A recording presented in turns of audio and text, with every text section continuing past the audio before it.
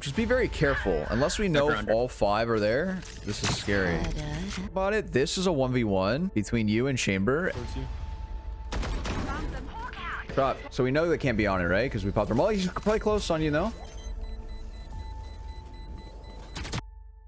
My name is Jollz. I'm a Radiant player. If you enjoy this type of content, be sure to like and subscribe, considering 80% of you guys are still not subscribed. I do these coaching sessions live, so you're more than welcome to swing by the stream and ask questions. If you're interested in coaching yourself, click the link in the description, click the book a lesson button, and select your plan and time. Lastly, if you want a chance to win free coaching, be sure to comment down below your Discord name and why you think you deserve it. I'll be picking out a person randomly. Other than that, enjoy the video.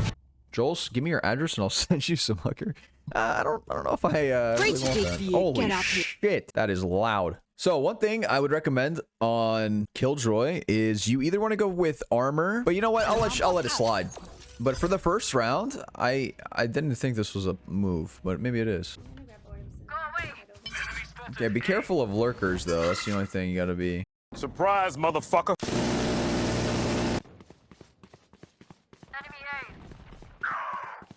74 chamber. Okay, farming orbs, not bad. Just be very careful. Unless we know if all 5 are there, this is scary. One enemy remaining. Spike carrier killed. Probably. Yeah, he's right there, inside main. He's probably gonna peek you, right? Last player standing. All right. So it's a 2v1 in this situation. Yeah, we have him pinched. We have bomb down in sight, though. What I would have done was ran through door and played with my teammates here. I think that's a lot better than giving him 2 1v1s. You see what I mean? About it, this is a 1v1 between you and Chamber. And then if he peeks main, he has a 1v1 with Brim. So what you usually want to do when you have the numbers advantage is play together. So if the enemy Chamber kills your teammates, breach, you're kind of there to swing and get the trade kill, right? If you can, try to play together and with your team if you have numbers advantage.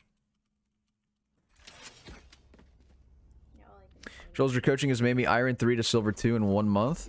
Nice job. Okay. Yeah. So that's a good point. I like that. W comments in the chat. You guys have a good eye. That is a good point.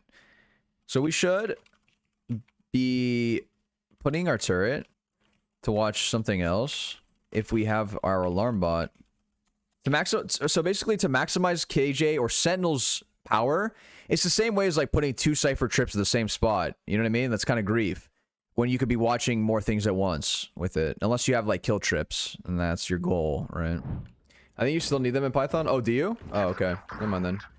What was I thinking of? Maybe like JavaScript?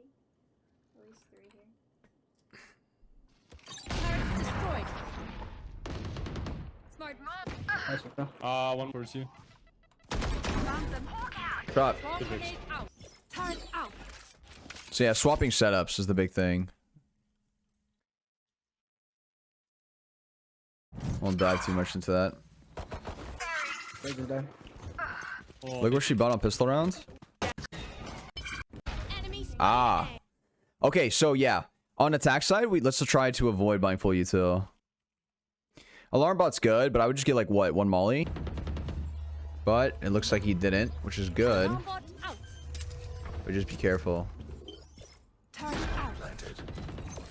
am I supposed to train legs while calisthenics? You can do like 1 leg pistol squats. Right side. Ah. So I think we over peaked here. We saw 2 canteen, and instead of isolating our 1v1, you see what I mean? Like we kind of wide swinged a bit too much here. So this is a pretty big issue.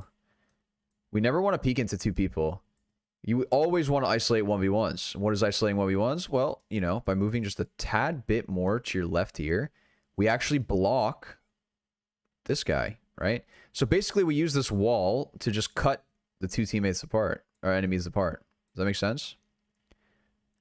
So we swung a little bit too wide.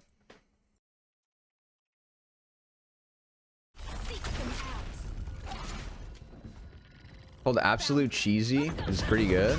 Where is that? I've never been there. I've never even heard of it, to be honest. But then again, I don't leave my house, so. Off your feet! Spike down A. I would throw an alarm bot maybe for main. Always proud of you. Breezy, thank you so much for the 4 months. Player standing. One enemy remaining. Yeah, I think we're not using our util on post-plant situations too well. So make sure we're setting up our util in post-plant situations. We can get a lot of info with it. Right, we had mollies, we had our alarm bot, we even putting our turret up a little bit late. I'm a skater girl, by the way. Player standing. Oh? One enemy remaining. Bomb grenade out. So we know that can't be on it, right? Because we popped our molly. He's probably close on you, though. Very nice round. All right, so the main things from this that I picked up, util usage on defensive side, you want to swap it up, all right? You don't want to put it in the same spot. Sometimes you want to go A, you want to send it A, maybe a different spot. Just change up where you're playing on defensive side. Another thing is if you win a round, the next round you want to buy. If your team is buying, you know, make sure that we're prioritizing Vandal light armor over everything else because it's really important, especially, you know, if your team is forcing, So the biggest things that I noticed was using your utility. Sometimes on defensive side, you would kind of just put the utility down the same spot every single round. You want to swap it up. You want to put it like maybe arcade, maybe you set up A, you know, swap your sites completely just to kind of make your playstyle not as predictable for the enemy team.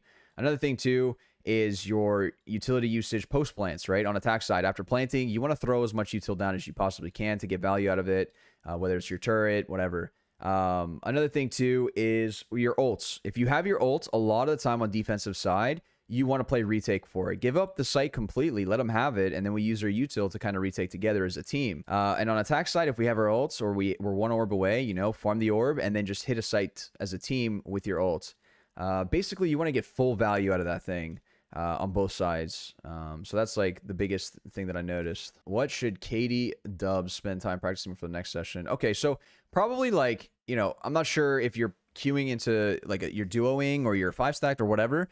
But if you are, you know, maybe calm a little bit more. If not, it's fine. But that's something that I would look into. Okay, so a couple things that you did well this game. You had good crosshair placement. Now, for the most part, right, a lot of times when they're peeking, your crosshair's there and you're waiting for that fight. So it's good. Tracing with your aim is pretty decent as well.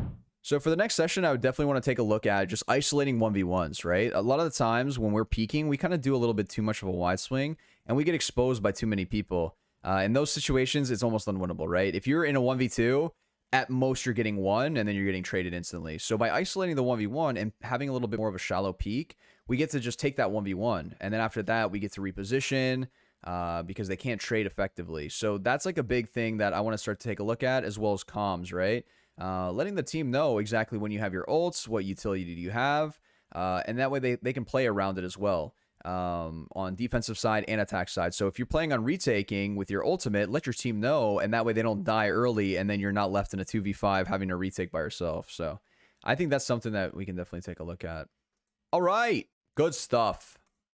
That's why I'm balding. We don't be in chatty, your channel is desolate. You at your peak and you'll never be relevant. Now we got beef and no one.